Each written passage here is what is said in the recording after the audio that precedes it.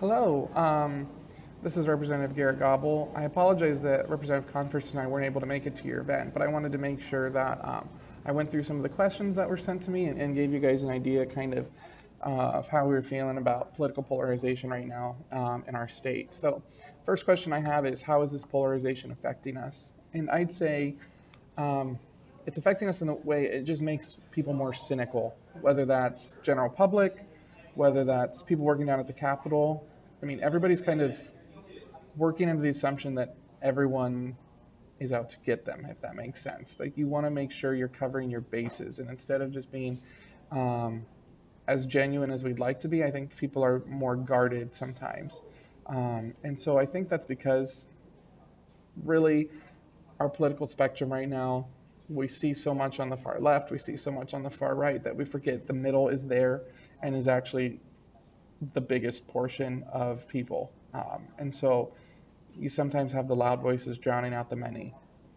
What can people do to be educated about different viewpoints and have productive discussions without arguments? I would say just don't get your news from social media. Let social media be just for connecting with family and friends. As you look for news sources, always try to find multiple news sources. One I would recommend is called allsides.com, and it is a just kind of compilation of news sources from the political spectrum, and they'll give you the right take and the left take and the middle take. And you can just look at a glance and see, oh, all these are covering it the same, then I can probably trust all of them. But if you see vast differences in how the right and left are covering something, then that's where you need to put up your red flags. By doing that, you can make sure you're getting as accurate information as possible without bias, without emotion, and that will help you have form arguments. I'd also say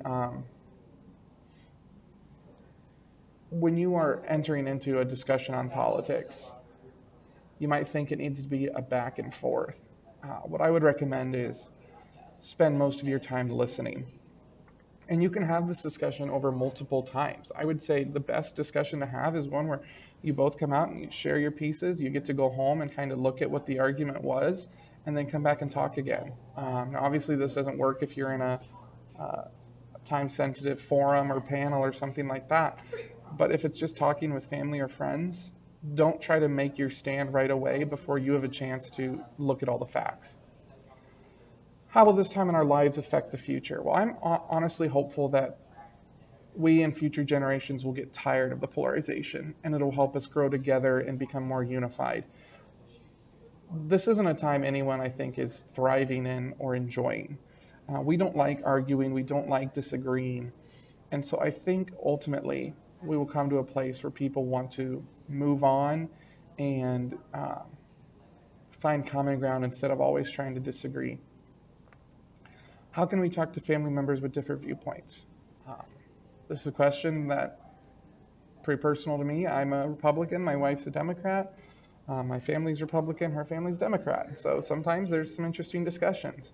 I'd say at the end of it, we recognize that we're family and that we kind of base that in more than just our political beliefs. So I think agreeing to disagree is fine. If someone thinks they should be entitled to change your political beliefs just because they're family, that's not really good. If they make a solid argument, great. But just because they're your mom, your dad, your cousin, your whatever, doesn't mean that they should get to influence you without actually proving themselves. And what other suggestions or ideas can you especially give the young people on what they can specifically do to be open-minded but still have strong values? I would say continue to be informed. Like I said, allsidesmedia.com.